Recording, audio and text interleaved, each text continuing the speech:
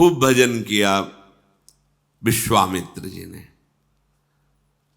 महान धनुर्धर हैं, ऐसे वैसे वीर नहीं है। यशोबा हमारी ये कुछ नहीं विश्वामित्र जी के आगे।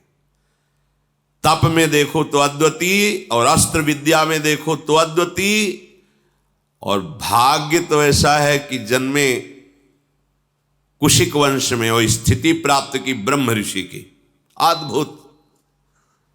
आज सौभाग्य उदय हुआ अपने भजन को आंखों से देखने का। महाराज चक्रवर्ती सम्राट परम प्रेमी अवध नरेश श्री दशरथ जी के दरबार में पधारे विश्वामित्र जी। दशरथ जी ने आनंद पूर्वक, वैसे ही आह्लाद आनंद मगन, क्योंकि आनंद सिंधु आंगन में खेल रहा है, तो विचार किया कि आशीर्वाद देने विश्वामित्र जी आए हैं। अर्घपाद्य पूजन आदि करके उच्च सिंहासन पर विराजमान करके चरणों में प्रणाम करके बैठ गए। आज्ञा कीजिए भगवान। वशिष्ठ जी विश्वामित्र जी बड़े प्रेम से मिले। विश्वामित्र जी ने कहा, मैं एक कार्य हेतु आया हूं। हम ऋषिजन जब यज्ञ करते हैं, ध्यान परायण होते हैं, उस समय दुष्ट जन हमारी यज्ञ को नष्ट कर देते हैं। रावण की आज्ञा थी कहीं भी कोई भी साधन भजन न करने पावे। जो बड़े मंत्रवेत्ता है उनके समीप तो नहीं आते, मारते तो नहीं, उनको इतनी सामर्थ्य नहीं, पर वो विध्वंस कर देते हैं, ध्यान भंग कर देते हैं, यज्ञ नष्ट कर देते हैं। तो हम आपसे प्रार्थना करने आए हैं, मांगने आए हैं आपसे, आप अपने बड़े पुत्र श्री राम को हमें प्रदान कीजिए, जिससे हमारी यज्ञ की रक्षा करेंगे। सावधान होकर रक्षा में रहेंगे तो हम ध्यानस्थ होकर प्रभु का चिंतन करेंगे। ये बात सुनते ही दशरथ जी कांप गए। हाथ जोड़ करके उनके चरणों के समीप जाकर कहा, भगवान यदि आप ये सम्राट पद मांगे तो अभी मैं छोड़कर चला जाऊं, प्राण मांगे तो मैं अभी दे दूं।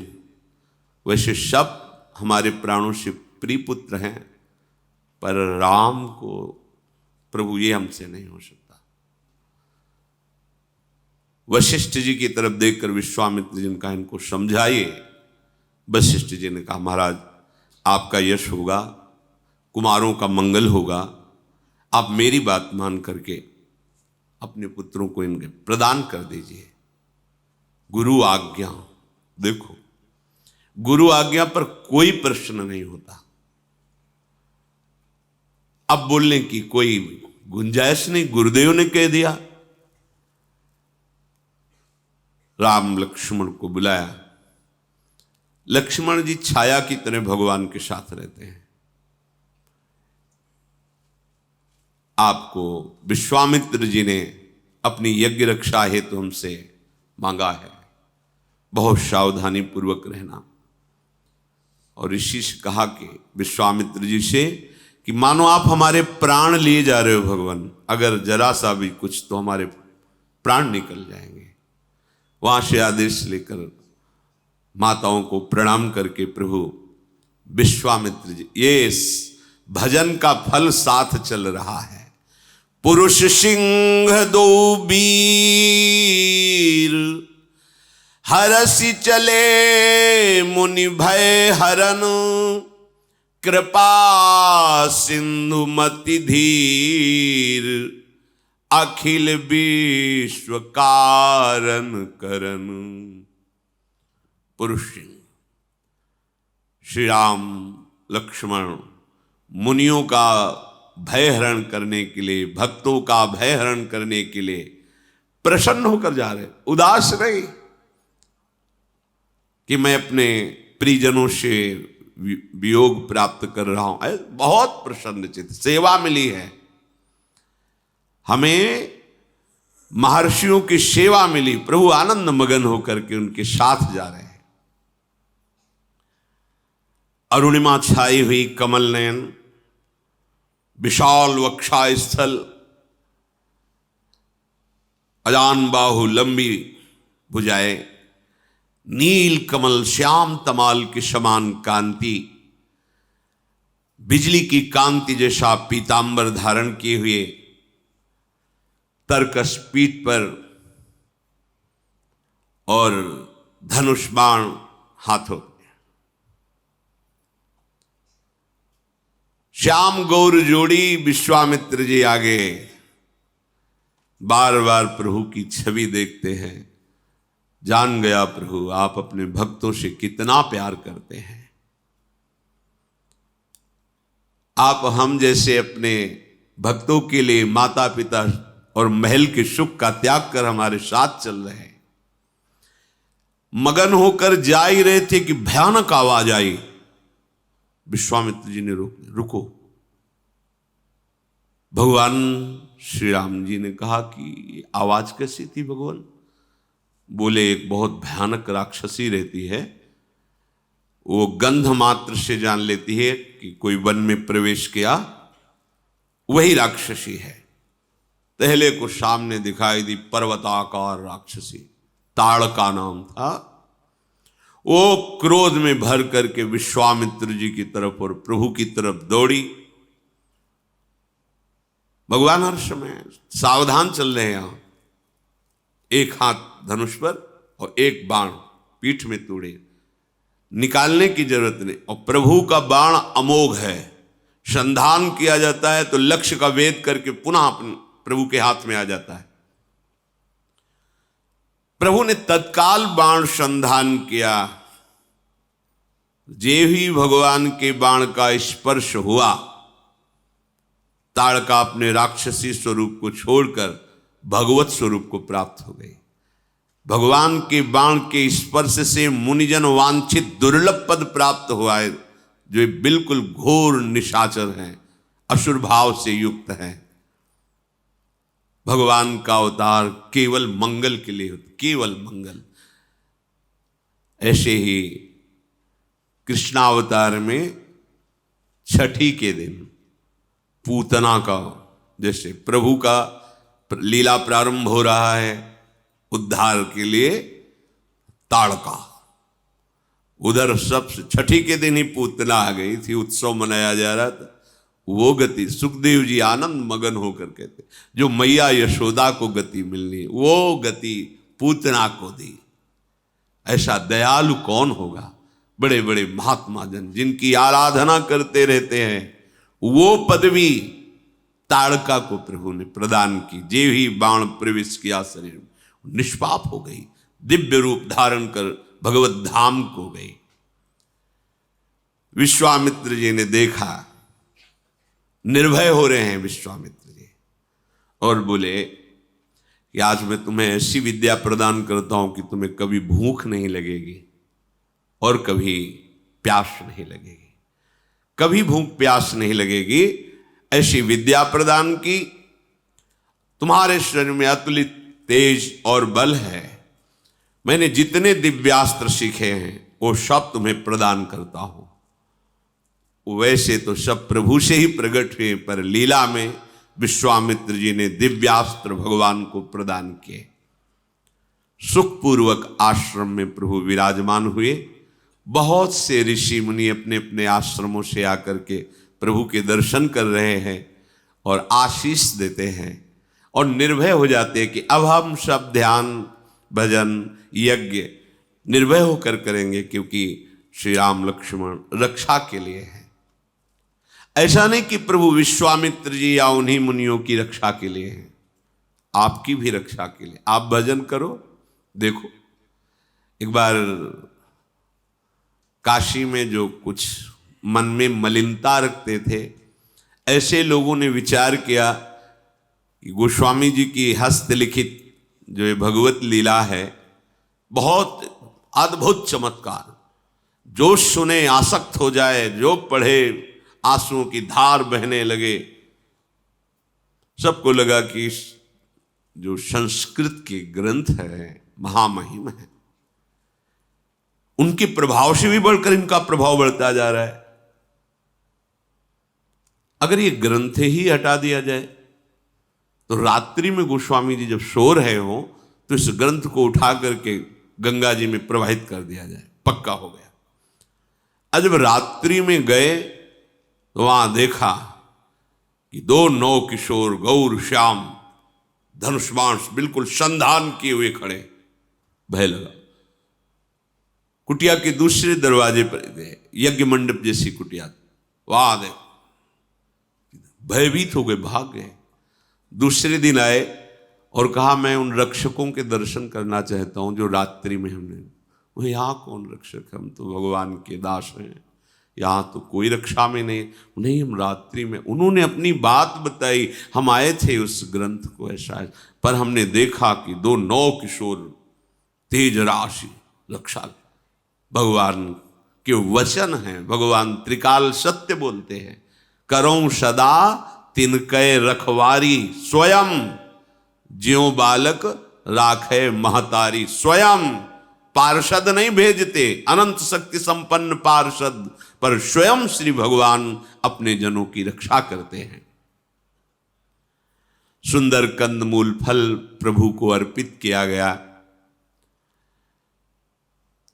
रात्रि में प्रभु जब शयन किए, प्रातः काल हुआ नित्य क्रिया की और कहा आप सब ऋषि निर्भय रहो, पूरे वन में कहीं कोई भी निशाचर आतंक नहीं कर सकता। अब जीव ही स्वाहा हुआ और धुआं उठा तो महाक्रोध धारण करके राक्षस मारीच अपने सहायकों के साथ विनाश करने के लिए आ गया। यज्ञ विध्वंस। भगवान तो रक्षा के लिए खड़े ही थे, बड़े लीला बिहारी हैं। फण वाला बाण नहीं मारा, बिना फण वाला, क्योंकि कट जाता उसी समय, तो आगे लीला में कैसे सहयोग करता।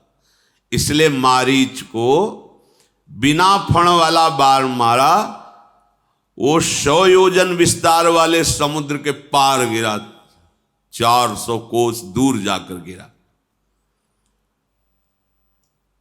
उसका सहायक सुबाहु था। सुबाहु ने अपनी सेना सहित आक्रमण किया, अग्निबाण का संधान करके सुबाहु को भस्म कर दिया और लखनलाल ने सारी सेना को नाश कर दिया। ऋषियों से कहा निर्भय हो जाओ, मारीच सुबाहु का भय बिल्कुल नहीं, कुछ किसी की सामर्थ्य नहीं जब तक हम रक्षा में है यहां कोई। इसीलिए शरणागति का पहला लक्षण है निर्भय। क्यों? मेरे प्रभु कह रहे हैं, वादा कर रहे हैं कि तुम निश्चिंत रहो, योगक्षेमम वहाम्यहम्, मैं हूं ना। कहां आप स्वीकार करते हैं कि प्रभु आपके साथ हैं? संतों ने अनुभव किया है। मुख में हो राम नाम, राम तेरे हाथ में, बंदे तू अकेला नहीं, राम तेरे साथ में। जब नाम चल रहा है तो प्रभु तुम्हारे हाथ में है। जैसे डोरी हाथ में, जैसा चाहो पतंग न चालो। और नाम जापक तू अकेला नहीं, तेरा आराध्य देव तेरे साथ है। अनुभव करो, प्रभु मेरे साथ है। कुछ दिन रह करके ब्रह्म ऋषियों के पास बैठ करके सुंदर सुंदर पुराण स्मृतियों की वार्ता होती है, प्रभु श्रवण करते हैं। यद्यपि प्रभु सब कुछ जानते हैं, पर मर्यादा है। भगवत चर्चा हो रही, सब जानते हैं, पर ऐसा सुनने में लगना चाहिए नवम नवम, मानो मैंने पहली बार सुना है। ये भक्त रसिक का हृदय होता है। इतने में एक ऋषि ने आके सूचना दी विश्वामित्र जी को कि हे महामुनि, हमें सदानंद जी ने भेजा है, विदेहराज जनक के आचार्य हैं श्री सदानंद।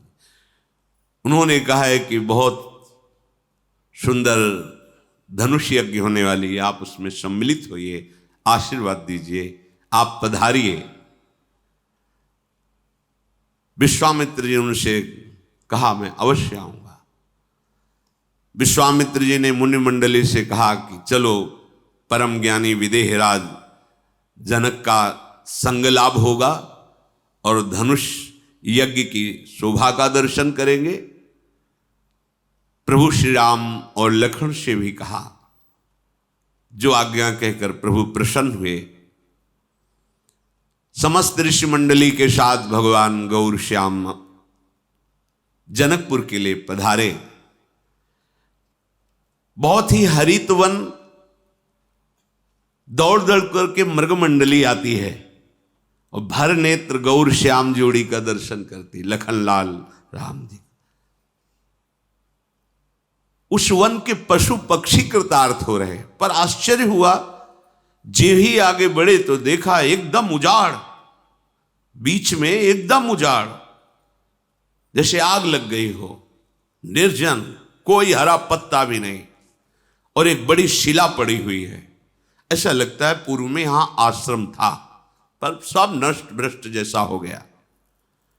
प्रभु ने कहा कि इतना सुंदर वन और मध्य भाग में ऐसा प्रभु क्या, कोई जीव वहां प्रवेश नहीं कर रहा, कोई हरा एक पत्ता भी नहीं है, एकदम उजाड़, शोभाहीन, और एक विशाल शिला पड़ी हुई है। तब विश्वामित्र जी ने बताया कि ये गौतम ऋषि का आश्रम है। बड़ा अमंगल हो गया, तो उनके शाप के कारण ये सब श्रीहीन हो गया। क्या हुआ, क्यों शाप दिया गौतम ऋषि ने? तो बताया कि उनकी पत्नी जो अहिल्या जी थी, बहुत ही सुंदर, सर्वांग सुंदर, इतनी सुंदर थी कि अप्सराओं के मध्य में रहने वाले देवराज इंद्र को अप्सरा भी फीकी लगने लगी। और स्वयं आकर मृत्युलोक में जब देखा अहिल्या जी को, तो उनका हृदय गलत भाव से युक्त हो गया, काम भाव से युक्त हो गया। अब इतनी सामर्थ्य नहीं थी कि ऋषि के होते हुए वो गलत भाव लेकर आश्रम में प्रवेश करें। सही भाव से होता तो उनका पूजन भी होता। आदर कोई भी ऋषि हो, जैसे राजा पधारता है तो अर्घ आदि देना, ये शास्त्रीय सिद्धांत है। राजा के आने पर उसे भगवान को स्वरूप मानते हैं। ऐसी ऋषि परम, वो ऋषियों के चरणों में प्रणाम करते हैं, वो उनका आदर करते हैं। फिर वो तो देवराज है, पर मन में कलुषता है, कलमुषता है, तो सामने जा नहीं सकते, अवसर देख रहे हैं। प्रातःकालीन ब्रह्म मुहूर्त में स्नान करने के लिए वो निकलते थे गौतम ऋषि। तो उसने अपनी माया से रात्रि में ही, उस समय कोई घड़ी देखने का तो था नहीं, मुर्गा आवाज दिया, मानो ब्रह्म मुहूर्त हो गया। मुर्गा की आवाज आई, उनको लगा कि ब्रह्म मुहूर्त हो गया, शायद ध्यानस्थ होने के कारण मुझे रात्रि का पता नहीं चला। और वो स्नान के लिए जे ही निकले तो गौतम ऋषि का रूप धारण करके देवराज इंद्र अहिल्या के समीप। अहिल्या जी ने कोई विचार ही नहीं किया, क्योंकि कोई शंका हो तो हो। इधर जब वहां जल के समीप गए तो वहां वरुण देवता के पार्षदों ने कहा कि आपके साथ छल किया गया है। इस समय तो मध्य रात्रि होने जा रही है, अभी आप ब्रह्म मुहूर्त का समय कैसे मान लिए? ये सब मायाकृत आवाज थी, और आपके आश्रम में बड़ा ही छल भरा कार्य हुआ है, और वो देवराज इंद्र कर रहा है। ऐसा सुनते कि इतनी ताकत, इतनी हिम्मत, हमारी कुटिया में अपवित्रता, सीधे मुड़े। वहां गए तो बड़ी शीघ्रता से भयवश निकल ही रहे थे देवराज। अब तो गौतम ऋषि के सामने गौतम ऋषि बने हुए देवराज इंद्र। गौतम ऋषि ने कहा, छल का त्याग कर। तत्काल देवराज इंद्र के रूप में, तुम त्रिभुवनपति हो, तुम्हारा कार्य है पिता की तरह पूरे त्रिभुवन का पालन करना। एक हमारी पतिव्रता पत्नी को दूषित कर दिया तुमने, तुम्हें भग इतना प्रिय है। हाथ में जल लिया और कहा, शास्त्र भक्त तेरे शरीर में हो जाए, 1000 योनियां तेरे शरीर में प्रकट हो जाए। अब तो चरणों में गिर, महाराज मेरी रक्षा करो, मुझसे गलती हो गई। बहुत प्रकार से विनय की। तब कहा, जब भगवान श्री राम प्रकट होंगे और जब तुम उनका दर्शन पाओगे तो यही सहस्त्र भग, सहस्त्र नेत्र बन जाएंगे। जाओ अंदर गए, देखा अहिल्या को और कहा कि तू पतिव्रता है, तुझे मेरे स्पर्श और देवराज के स्पर्श का भेद पता नहीं चला? पत्थर की तरह तू उस समय उपस्थित रही, तुझे अपने पातिव्रत धर्म से यह पता नहीं चला कि तेरा स्पर्श कौन कर रहा है? भले भेष बदले था तो तुझे स्पर्श का पता नहीं चला? जल जा, तू पाषाण हो जा। पाषाण होते हुए प्रार्थना की कि भगवान, मैंने तो सिर्फ आपको ही देखा था, मैं समझी आप कृपा करो, मेरा यद्यपि मैं अपावन हो चुकी हूं पर मेरा इसमें दोष नहीं था। विनय की तो उनका जब भगवान श्री राम अपने श्री चरण से स्पर्श कर देंगे तब तुम अपने स्वरूप को प्राप्त हो जाओगी। और संपूर्ण प्रकृति को साप दिया उस आश्रम की, तुम सब यहां चेतन हो, मेरे तप से सुरक्षित हो, किसी ने मुझे संकेत नहीं किया। जब उजाड़ हो गए, उसी समय जैसे आग लग जाए ऐसे सब चेतनाहीन हो गए। विश्वामित्र जी ने कहा, प्रभु ये आपके चरण स्पर्श की लालसा से अहिल्या जी शिला बनी हुई पड़ी है, आप कृपा करो। गौतम नारी श्राप बश उपल देह धरि धीर, चरण कमल रज चाहती, कृपा करहु रघुबीर।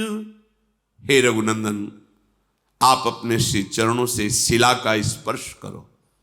विश्वामित्र जी की ऐसी आज्ञा हुई।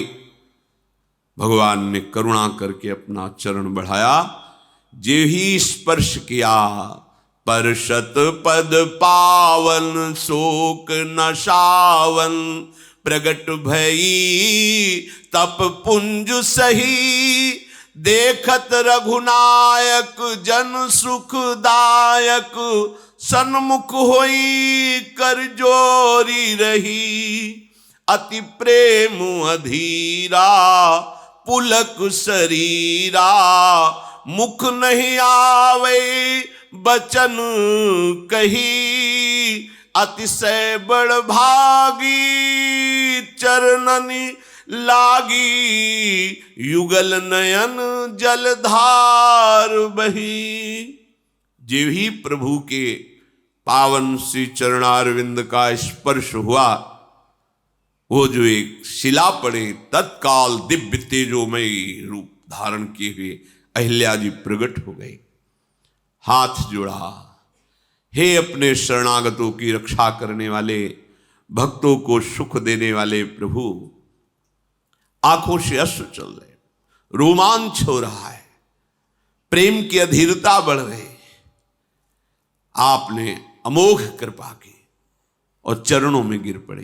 प्रभु के बार बार चरण स्पर्श कर रहे। दोनों नेत्रों से जो अश्रु बिंदु हैं, मानो अपने अश्रु बिंदु से अहिल्या प्रभु के चरणों को पखार रहे हैं। फिर धैर्य धारण किया, धीरज मन कीन्हा, प्रभु कहूं चीन्हा, रघुपति कृपा भगति पाई, अति निर्मल बानी स्तुति ठानी, ज्ञान गम्य जय रघुराई, मैं नारी अपावन प्रभु जग पावन, रावण रिपु जन सुखदाई, राजीव विलोचन भव भय मोचन, पाहि पाहि सर नहीं आई। धैर्य धारण करके बार बार प्रभु श्रीहरि के रूप का पान कर रहे हैं। हे प्रभु, आप कृपा करके अविरल भक्ति प्रदान करें। हे ज्ञान से जानने में आने वाले प्रभु, आपकी जय हो। यद्यपि मैं अपवित्र हो गई थी, नाथ आपके परम पावन चरणों का स्पर्श करके मैं पावन हो गई। हे जगत को पवित्र करने वाले, भक्तों को सुख देने वाले, जो दूसरों को सदैव रुलाता रहता है, ऐसों को आप दंड देते हैं। हे कमल नयन, हे संसार के भय से छुड़ाने वाले, जन्म मृत्यु से मुक्त करने वाले, मैं आपकी शरण में आई हूं, त्राहि माम त्राहि माम।